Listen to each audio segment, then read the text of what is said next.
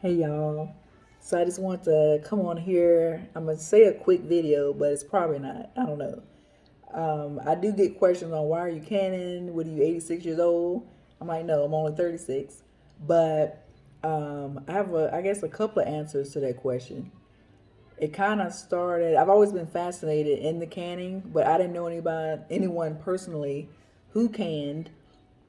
I remember growing up, I would see the jars, laying around, but I didn't know what was in them, or they looked a little weird. And I was like, why do people even do this? Or why was it done back in the day? I didn't know anyone who was canning now. So it kind of went away. But recently, for the past 2 years since I've been gardening, and I'm still learning, my garden isn't huge, but it actually produced a lot. Um, so I was like, I don't want to just grow stuff to say I grow it. I'm actually going to eat it. A lot of stuff I gave away. I'm not a huge fan of freezing everything just because, years ago, I remember we had a horrible storm and our power was out for a week. All right, everything we had in our freezer and the fridge went bad. And then I remember it was hard enough trying to get to the store because of the storm and the roads were still bad.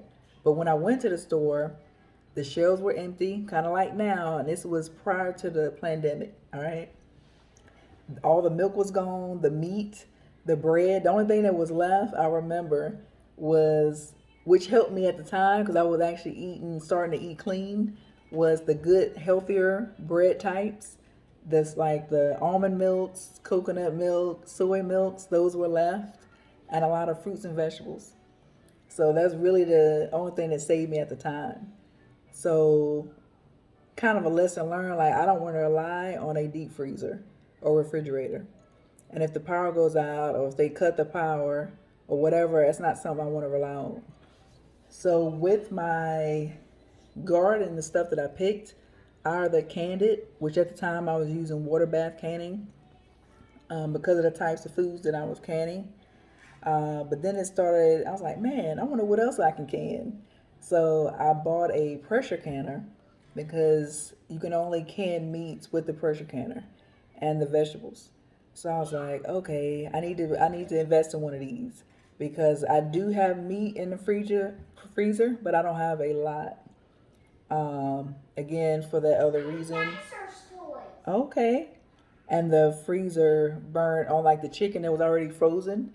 So now I just buy it fresh. Well, it ain't right from the chicken, but it's fresh and I'll freeze that. But then I was like, dang, what if the stuff go out in that? All that meat's going to waste. So I was like, I need to learn how to pressure can meat as well. And I didn't even think about it before, but I was like, we've been eating meat in the can. The canned tuna, the salmon. Remember the salmon cakes or croquettes or whatever y'all call them? Salmon patties. We eat it from the can. The chicken in the can. I don't eat that, but I've seen it.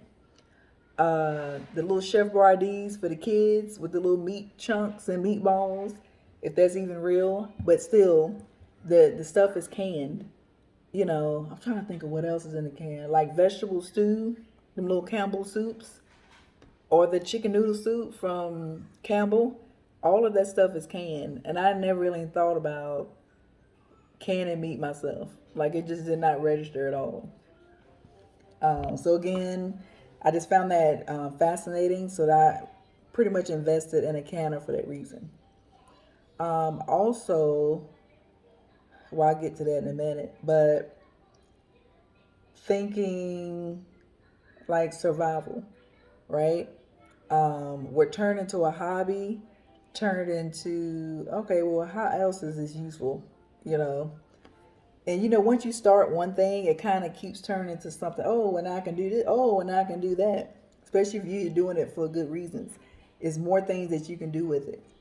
So the garden and wanting to eat healthier and kind of sustain on certain things on my own led to, oh, let me find out how to can and how to store. I even dehydrate my food. So all I got to do is rehydrate them and I have the same things that I had before. So I'm just not wasting anything. Oh, well, let me save the seeds from everything that I plant so that I have to buy seeds every year from the store.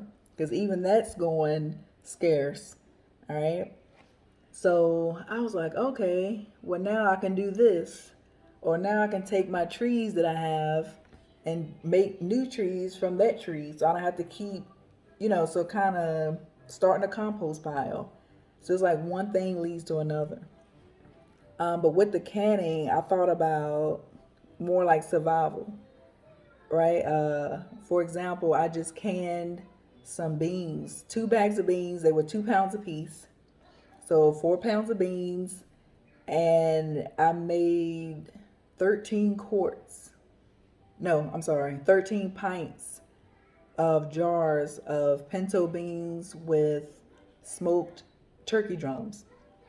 And I still had some left over, so I made bean soup as I was pressure canning. So I threw the beans into my Instapot with some onions, some turkey drum pieces, and some other seasonings I had. And I threw all that in there and I set it for 15 minutes because I already soaked them. 15 minutes I had bean soup, all right, which I actually forgot for lunch today. So I was pretty upset about it. But again, while I was doing that, I still had enough. So probably would have made another 7 pints of beans. All right, it would have been like 18 pints of beans I would have made out of 2 bags of those beans, which are like 217 a piece. They used to be 170 something a few weeks ago. So again, the prices are going up. But again, how much you think it would cost to make or buy 17 pints of pinto beans from the store? How much do you think that would have cost? Maybe a lot more than it took for me to make it. And you get more in there, and you have the meat, and you can season it the way you want. And instead of lasting 2 years, mine will last up to 10 years, right?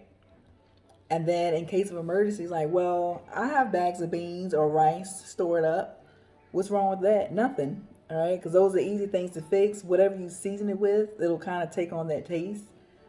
But what if, which recently we had, in other parts of the U.S. has happened, what if the water gets contaminated? We actually had a notice of make sure you check your water, right? So what if something happens to the water and you didn't have enough stored up? It takes a lot of water to soak the beans, right? And you got to soak them for hours, almost a day. And then you got to cook them. How much water does that take to cook the beans? Same thing with rice. It needs to be rinsed so you don't have that milky film on top, right?